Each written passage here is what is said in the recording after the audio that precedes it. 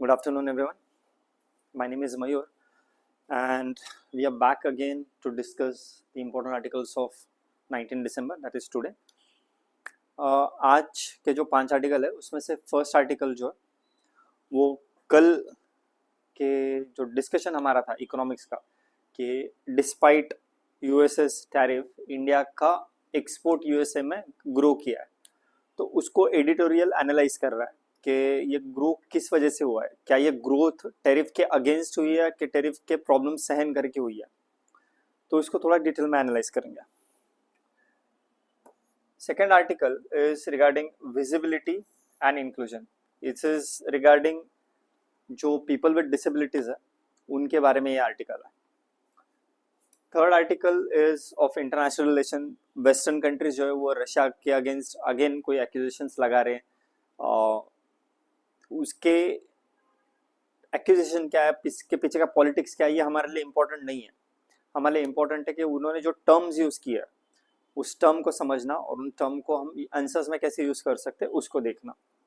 जो fourth article है that is very important. It is about dark matter. Science and tech का dark matter होता क्या है, विम्स होते क्या है। विम्स मतलब वीकली इंटरेक्टिंग। खैर जब आर्टिकल आएगा तो मैं आपको डिटेल बताता हूँ। वो एक मैसिव पार्टिकल होता है जो एक दूसरे से वीकली इंटरेक्ट करता है। Through that interaction we have observed कि there is a possibility of existing of dark matter. तो हमारे लिए 2-3 कॉन्सेप्ट इंपॉर्टेंट है to address the MCQs from science and tech. And the last is Congress committee meeting to focus on MG NREGA overall. तो Congress committee मिल रहा है या BJP मिल रहा है ये हमारे लिए इंपॉर्टेंट नहीं। हमारे लिए इंपॉर्टेंट ये कि जो पहले एमजी नरेगा था और जो नया बिल एडिट कर रहा है उसको जो चेंजेस कर रहा है वो क्या क्या है, इसको हम क्विकली रिवाइज कर लेंगे। ये हम पहले कवर कर चुके हैं बट इसको हम क्विकली रिवाइज कर लेंगे। So without wasting any time let's get started. But before I jump on to the actual lectures, please pay attention to this that new foundation batch of APSC and UPSC will be starting soon. It starts almost every month. For further details you can contact on this mentioned number. जो इस साल APSC देने वाला है उनके लिए crash course launch हो रहा है जिसमें 10 प्रीलिम्स के स्मार्ट बुक्स भी मिलेंगे और 15,000 MCQs का जो टेस्ट सीरीज है वो भी पूरा मिलेगा। उसके अलावा आपका मेंटरशिप भी होगा एंड ऑफलाइन या ऑनलाइन लेक्चर्स भी होंगे। दिस इज द प्रीफिट इनिशिएटिव जहाँ पे पूरा इकोसिस्टम बिल्ड किया है प्रीलिम्स क्रैक करने का, जिसमें 3000 प्लस 12,000 ऐसे MCQs है। 3000 प्लस जो MCQs है वो यूट्यूब पे फ्री ऑफ कॉस्ट अवेलेबल है। लाइव डिस्कशन होगा, एलिमिनेशन मेथड्स यूज की जाएगी, वो सब फॉलो किया जाएगा। एंड जो 12,000 MCQ का पार्ट है वो पेड कोर्स का पार्ट है जो टेस्ट सीरीज में आएगा 120 टेस्ट के थ्रू। उसके डिटेल्स आप इस कॉन्टैक्ट डिटेल्स पे कॉन्टैक्ट करके ले सकते हो। फॉर ऑल द इन्फोग्राफिक्स या PDFs, PPTs, लेक्चर से related including this CNA related जो है you can access those through CSAP app. उन ऐप को डाउनलोड करने के लिए you just need to scan this QR codes. चलो let's get started. First article is regarding export increase. कल के आर्टिकल में हमने देखा था, कल के CNA में हमने देखा था कि इंडिया के जो एक्सपोर्ट्स है to USA have increased despite tariffs, है ना। तो कल के आर्टिकल में आर्टिकल सेलिब्रेट करा था कि कितना भी टेरिफ लगा लो हमारा तो ग्रो कर ही रहा है। आज का जो आर्टिकल है वो उसको थोड़ा डिटेल में एनालाइज करता है और वो दिखाता है कि जो ग्रोथ हुई है वो क्यों हुई है और ये ग्रोथ क्या सस्टेनेबल है और विल इट फॉल्टर, तो उसको समझेंगे आज के आर्टिकल में। यहाँ पे 3-4 पॉइंट ही इंपॉर्टेंट है। कंटेंट में मैंने दे रखा है, अगर आपको पढ़ना है तो आप PPT ऐप के एक्सेस करके ऐप से एक्सेस करके आप देख सकते हो, ठीक है। कंटेक्स्ट क्या है कि जो डेटा आया था परसों उसके हिसाब से जो इंडिया का मर्चेंडाइज एक्सपोर्ट है that grew by almost 20%। Tariff लगने के बाद भी जो मर्चेंडाइज का व्यापार था वो 20% से बढ़ गया।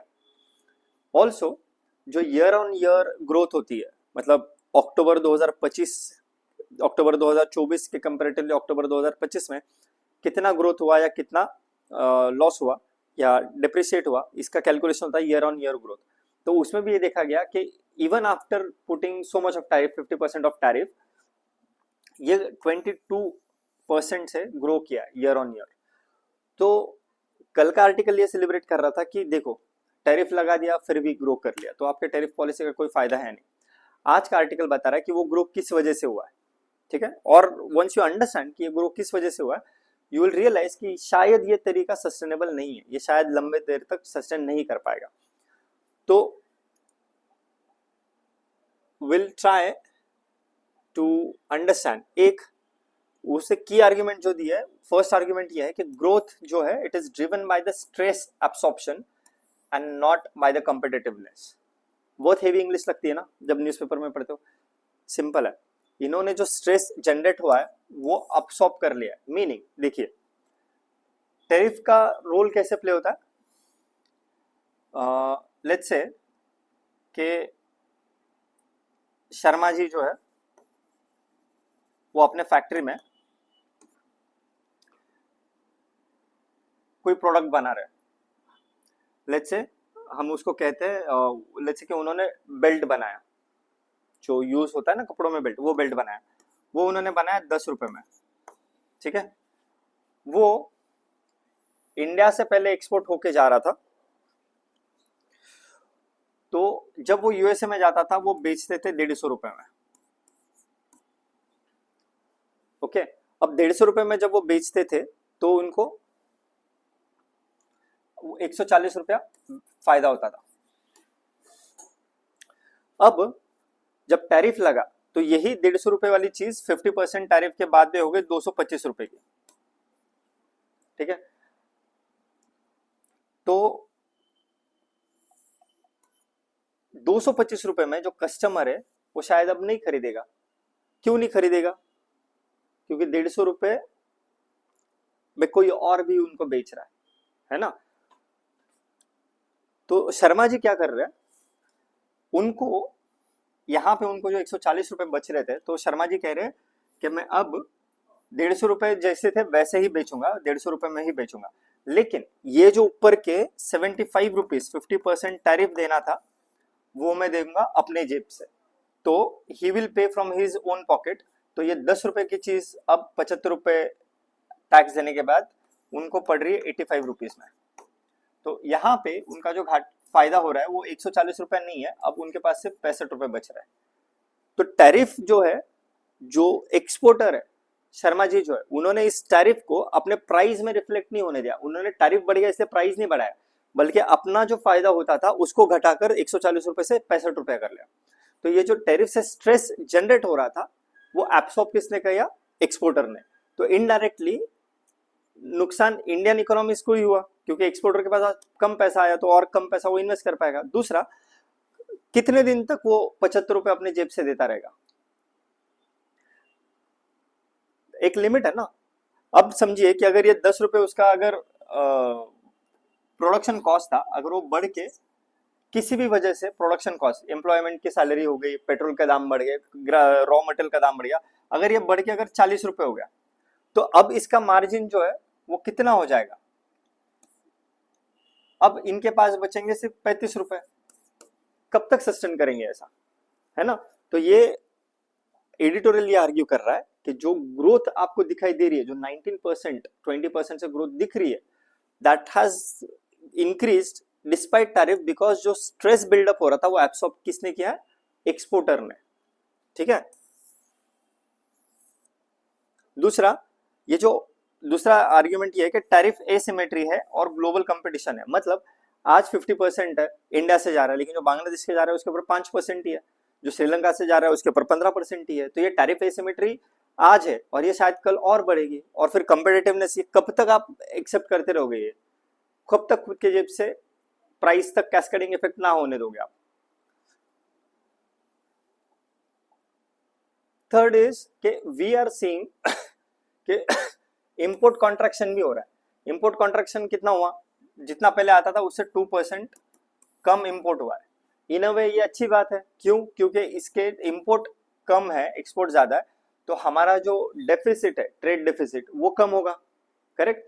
लेकिन दिस कैन ऑल्सो मीन कि इन चीजों का जिनका 2% से इंपोर्ट कम हुआ है उसका डिमांड ही कम हो गया इंडिया में।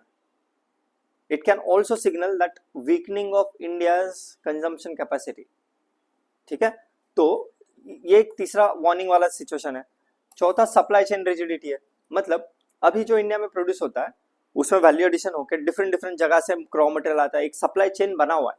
कुछ चीजें यूरोप से आती है, लेबलिंग सपोज रशिया से आता है, पैकिंग मटेरियल सपोज बांग्लादेश से आता है, तो सप्लाई चेन बना हुआ है। अब आपको इस टैरिफ को अगर सबवर्ट करना है तो आपको नया सप्लाई चेन बनाना पड़ेगा, और सप्लाई चेन बनाने के लिए काफी लंबा टाइम लग जाता है। तो क्या लेट्स से कि सप्लाई चेन, नया सप्लाई चेन बनाने के लिए लेट्स से कि 1.5 साल लग गया, 10 महीने लग गए, तो क्या 10 महीने तक आपका मार्केट वैसा ही रहेगा? somebody will come and occupy your market. So that is one big caution that this article is asking you to look at. And fourth is last one is कि जो टैरिफ के अगेंस्ट इंडिया ने policy response दिया था वो अभी भी paper पर ही है, मीनिंग जो पॉलिसी दे दिया लेकिन उसको इम्प्लीमेंट करने के लिए डिटेल नोटिफिकेशन चाहिए होता है, वो अभी तक आया ही नहीं है। तो अगर डिटेल नोटिफिकेशन आने में बहुत ज्यादा देर हो गई तो जो एक्साइटमेंट है इसको फाइट करने का थ्रू आर पॉलिसी वो चला जाएगा। तब तक शायद जियोपॉलिटिकल स्पेक्ट्रम चेंज हो जाए, तो आप उस पॉलिसी का क्या करोगे? तो ये delayed policies is one huge problem. हमारे लिए क्यों इंपॉर्टेंट है from the exam perspective? Because it we have observe कि एपीएससी में मेंस में जो क्वेश्चंस आए वो एक्सपोर्ट लेड ग्रोथ के बारे में या एमएसएमई वल्नरेबिलिटी के बारे में है, क्योंकि अभी जो एक्सपोर्ट है, मर्चेंडाइज का जो एक्सपोर्ट है वो तो एमएसएमई सेक्टर के द्वारा ही लेड है ना, ह्यूज जो कंपनीज है उनके द्वारा लेड नहीं है। तो वो कितना सेन कर पाएंगे, कितना अपने जेब से प्राइस को स्टेबलाइज करने के लिए टैरिफ अपने जेब से भरते जाएंगे। फिर ग्लोबल ट्रेड डिसरप्शंस के ऊपर भी क्वेश्चन आता है। अगर इसके ऊपर क्वेश्चन आता है तो ये कुछ पॉइंटर्स है जो आप क्वेश्चंस में लिख सकते हो as a way forward. For example, India must move beyond short term export rebounds by speedily operationalizing the export promotion mission, providing targeted relief to labor intensive MSMEs, diversifying export markets and product baskets, strengthening domestic competitiveness through logistics, credit access and trade facilitation. ये mains का question है, you can pause the video and you can attempt it. अगर आप लिखते हो और उसको आप चाहते हो कि देखे तो कुछ रेफरेंस के लिए you can contact CSAP, you have the details and हमारे यहाँ से फैकल्टीज उसको रिस्पॉन्ड करेंगे, उसके ऊपर रिव्यू लेंगे, जो भी कर सकते हैं हम हमारी साइड से करेंगे। MCQ, please pause the video and try and attempt this MCQ। मैं आपके साथ रीड कर लेता हूँ। With reference to India's recent merchandise export performance, consider the following statements. The recent surge in export was partly due to exporters absorbing the higher US tariff. Second, a decline in merchandise imports necessarily, read the word, necessarily indicates improvement in trade competitiveness. Third, currency depreciation alone can permanently offset high tariff barriers faced by exporters. Currency depreciation alone can permanently offset high tariff faced by exporters. Please pause the video and try and attempt this question.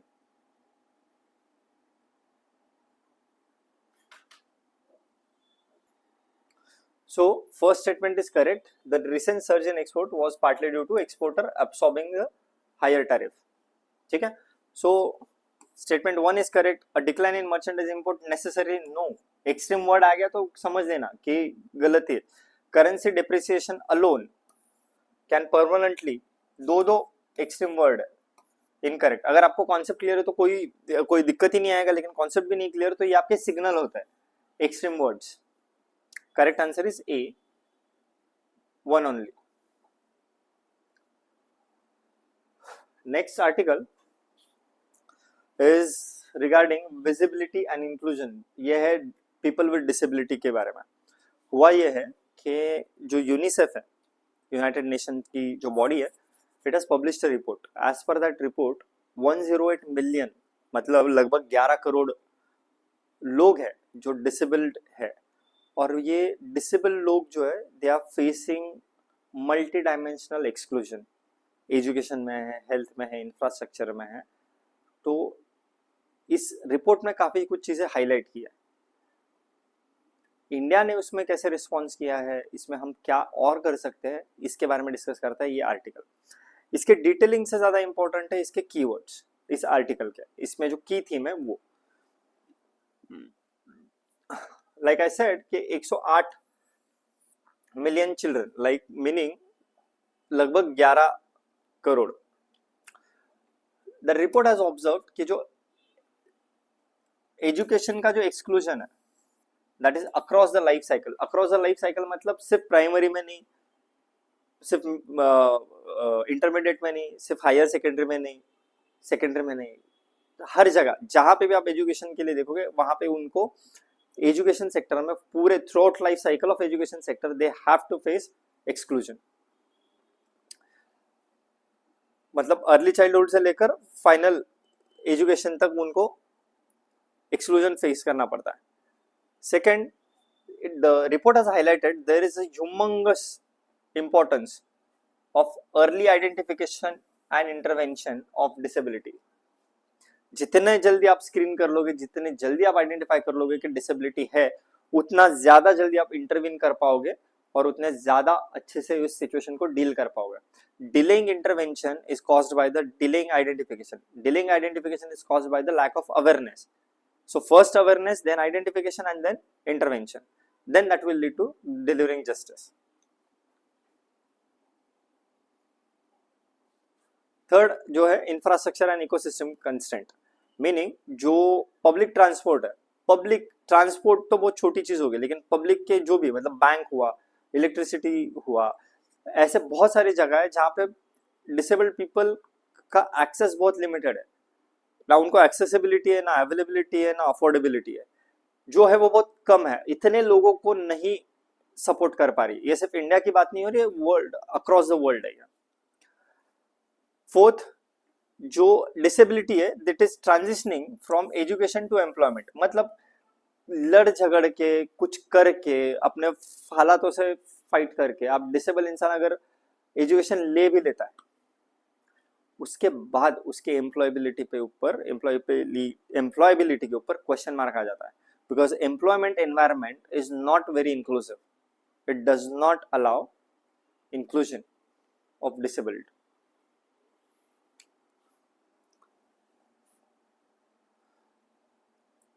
Fourth, fifth, ये report argue करता है कि जो आपका inclusion है ना disabled का, ये उनका राइट है, आप उनके ऊपर कोई चैरिटी नहीं कर रहे हो। Inclusion of disabled is their right, it's not a charity, is what this report highlights. हमारे लिए इंपॉर्टेंट है क्योंकि क्वेश्चन एसडीजी 4 जो है, quality education, SDG 10 reduce inequality या सपोर्टिंग डिसेबल्ड, इनसे रिलेटेड क्वेश्चंस फ्रेम होता है। So that is why we need to understand those key themes. ये मेंस का क्वेश्चन है, you can pause, it's a 15 marker, you can attempt this question. This is the MCQ. I want you to pause the video and try and attempt it. I will give you answer obviously, but please before that please try and pause the video. MCQ, with reference to children with disabilities, consider the following statement. Children with disabilities are less likely to complete secondary education compared to children without disability. ये statement correct है या incorrect है आप देखिए। Early identification and intervention have limited long term impact. क्या ये limited long term impact है? Please understand. Inclusive education requires changes not only in schools but also in the transport and social protection system. Please mark the correct answer. You can pause the video. I will explain it, but पहले आप answer attempt करिए।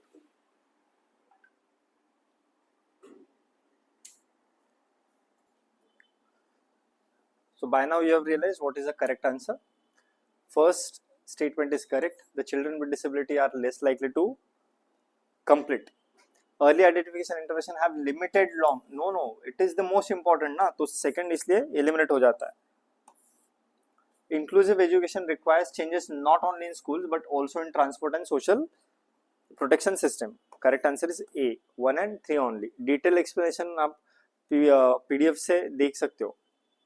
Next article is from the geopolitical tensions in the western Europe. NATO and Russia के बीच में या western European countries और Russia के बीच में जो टेंशन बिल्डअप हो रहा है उसके बारे में है. इस आर्टिकल में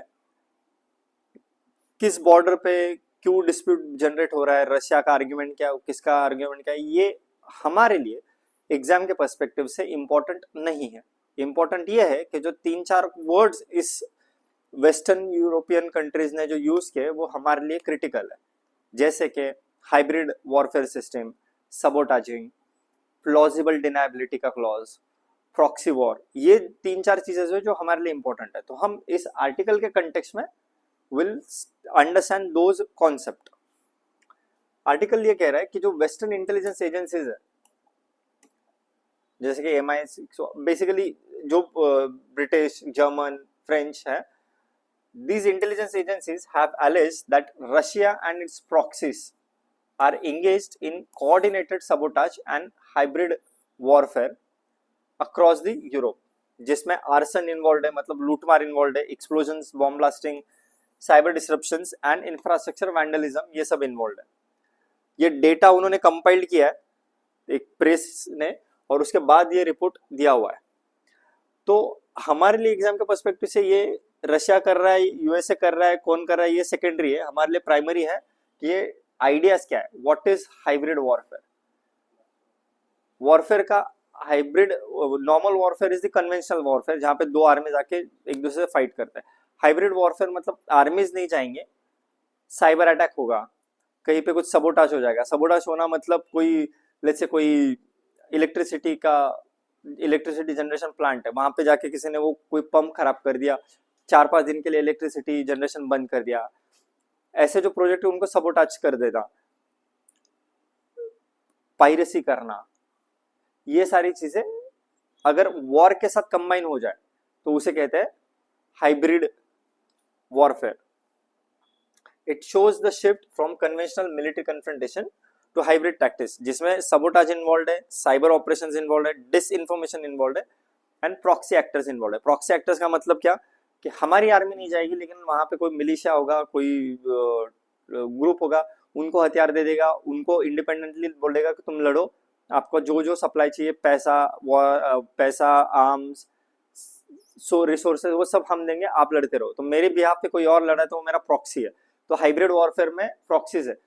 वेस्टर्न इंटेलिजेंस एजेंसी ने एलिज किया कि रशिया के प्रॉक्सीज यूरोप में फाइट कर रहे हैं. It is a part of hybrid warfare. इसमें दे हैव एलिज के हाइब्रिड वॉरफेयर में उन्होंने क्रिटिकल इंफ्रास्ट्रक्चर को टारगेट किया, स्ट्रैटेजिक मैसेजिंग एंड डिटरेंस को क्रिएट करने की कोशिश की. कुछ एट्रीब्यूशन जो है वो बहुत लिमिटेड है, मतलब जब आप प्लॉजिबल डिनायबिलिटी आता है क्लॉज में,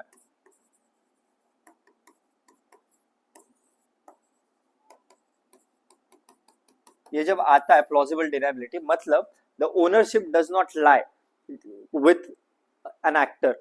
रशिया अगर प्रॉक्सी से कुछ करवा रहा है तो इट बिकम्स वेरी डिफिकल्ट, क्योंकि जिसने अटैक किया वो तो कोई प्रॉक्सी है, वो रशिया का पार्ट है ही नहीं ना, रशिया से डायरेक्टली स्टेट से रिलेटेड है. तो रशिया हाथ ऊपर कर सकता है कि ये हमारे लोग है ही नहीं, तो डिनाई कर सकता है कि इसमें हमारा कोई इन्वॉल्वमेंट है. ये प्लॉजिबल डिनायबिलिटी जो है वो प्रॉक्सी वॉर का एक एक्सट्रीमली इंपॉर्टेंट एस्पेक्ट है. इसीलिए तो प्रॉक्सी वॉर इतना ज्यादा कंट्रीज को बेनिफिट कर देता है. अब यूरोपियन यूनियन ने एंड नाटो ने क्या रिस्पॉन्स किया, they have increase the counter intelligence operations, ज्यादा रिसोर्सेज लगा दिए सिक्योरिटी में. ये हमारे लिए इंपॉर्टेंट नहीं. हमारे लिए इंपॉर्टेंट जो था प्रॉक्सी वॉर क्या है, हाइब्रिड वॉरफेयर क्या होता है, प्रॉक्सी एजेंट्स क्या होते हैं, ये सब हमारे लिए इंपॉर्टेंट था. ठीक है. सो please pause the video and try and attempt this MCQ. With reference to hybrid warfare, consider the following statements. Hybrid warfare relies exclusively on cyber attack and information warfare. The use of proxies allows states to maintain plausible deniability, sabotage of civilian infrastructure, is recognized as the feature of the hybrid conflict? Try and answer this question. You can pause the video and try and answer this question.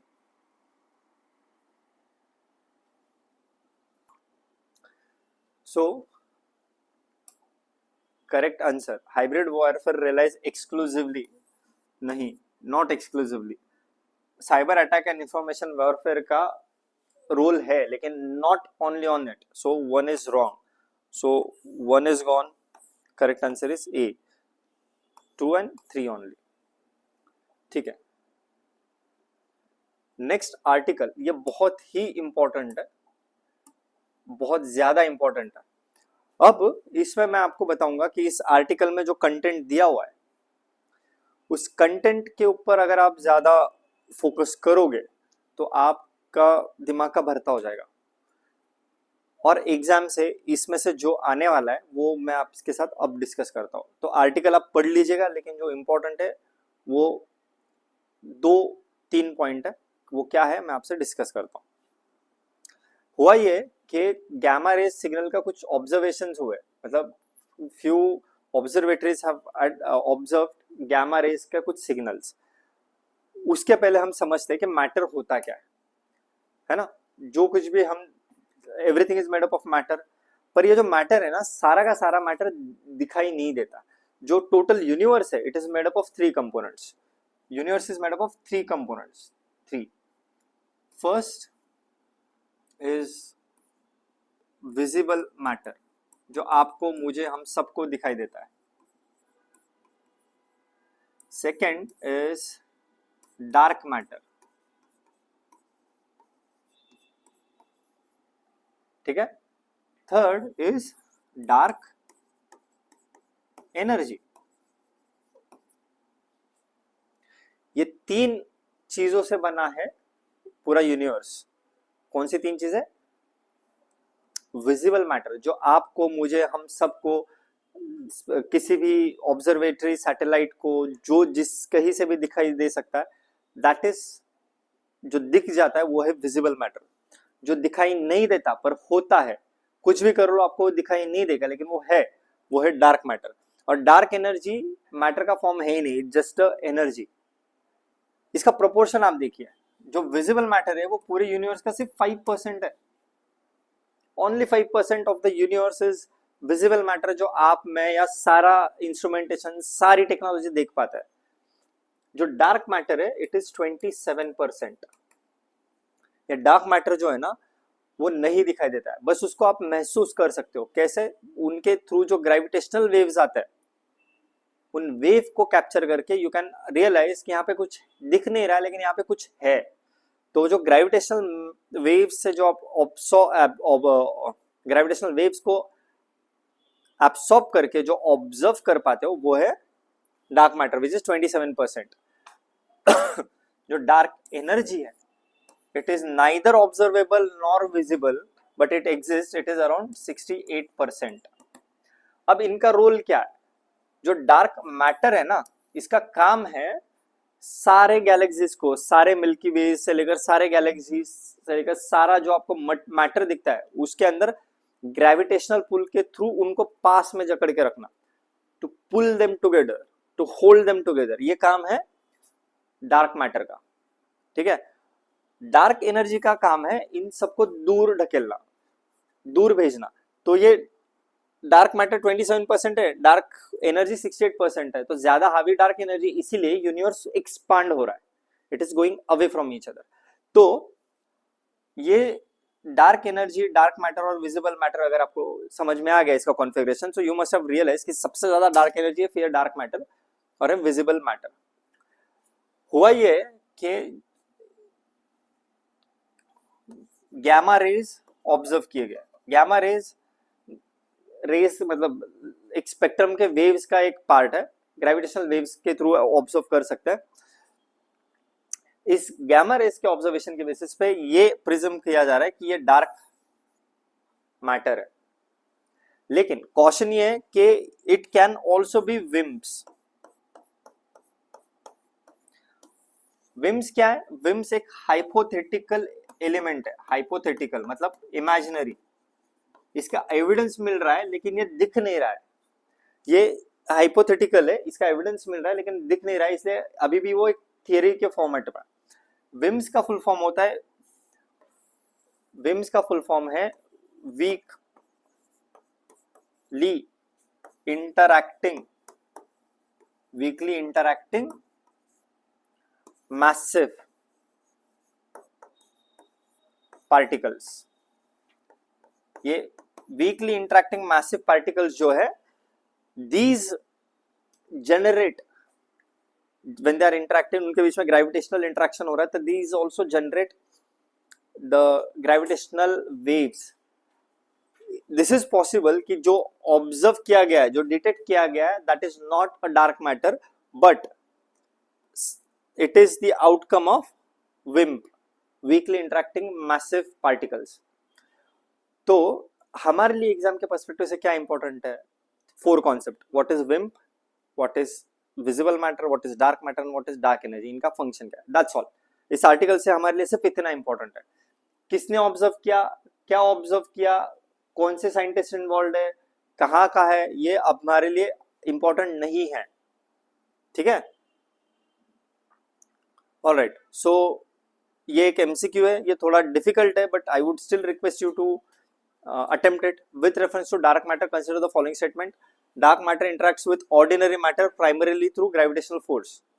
WIMPs are hypothetical particles proposed to explain dark matter. Detection of WIMPs would invalidate the ACDM model of cosmology। तो ये थोड़ा deep astrophysics का part है, तो इसलिए मैं इसको explain कर देता हूँ। Statement 1 is correct. Dark matter का इंटरेक्शन कैसे समझ में आता है? Through gravitational waves alone. So statement 1 is correct। WIMPs जो है weakly interacting massive particles are hypothetical particles proposed to explain the dark matter। तो ये भी करेक्ट है। थर्ड, इनवैलिडेट नहीं करता है, इनफैक्ट ये वैलिडेट करता है।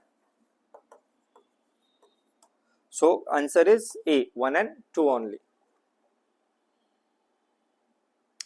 लास्ट आर्टिकल एमजे नरेगा का ओवरऑल जो किया है वो, इस आर्टिकल में ये कहा गया है कि कांग्रेस कमेटी बैठ रही है एंड दे आर डिस्कसिंग कि एमजे नरेगा में जो चेंज लाया जा रहा है वो किस हद तक सही है।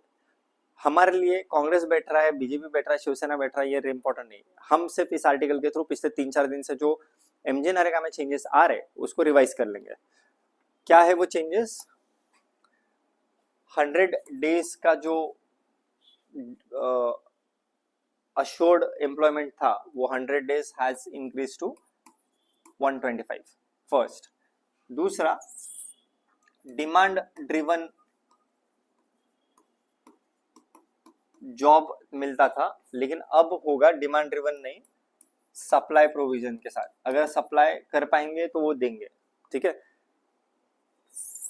तीसरा, पहले 90% खर्चा सेंटर उठाता था और 10% स्टेट उठाते थे, बट अब सेंटर उठाएगा 60% खर्चा एंड स्टेट उठाएंगे 40%। चौथा, जो आपका जो पेमेंट होता था पहले वो डिलेड होता था, अब जो पेमेंट होगा वो 1 हफ्ता या 15 दिन के अंदर ही पेमेंट होगा। ये चेंजेस एमजी नरेगा में आ रहे हैं, ठीक है। तो इसी को फिर से डिस्कस कर रहा है क्योंकि इनको डिस्कस ये है कि इनका आर्ग्यूमेंट ये है कि स्टेट के ऊपर फिजिकल स्ट्रेस आएगा, लोगों का जो लीगल राइट था पहले वो लीगल राइट अब नहीं रहेगा, क्योंकि डिमांड हो, अगर मैं डिमांड करूँ तो मुझे नौकरी मिलनी चाहिए थी, लेकिन अब अगर नौकरी अवेलेबल है तो मुझे मिलेगी, तो मेरा जो राइट था उसको हटाकर उन्होंने सप्लाई बेस्ड कर दिया। फिजिकल कंसर्न, सेंट्रलाइजेशन, ये सब हम जो अभी डिस्कस किए वही है ये, ठीक है। So try and attempt this MCQ with reference to MG NREGA. Consider the following statements. It provides a legal guarantee of employment on demand to rural households. Panchayat Raj institutions play no role in the planning and implementation. Changes in the center-state funding ratio can have implications for cooperative federalism. Have no role. Incorrect, bhai. Second statement is wrong. Changes in the center-state funding ratio can have implication on cooperative federalism. Statement 3 is correct.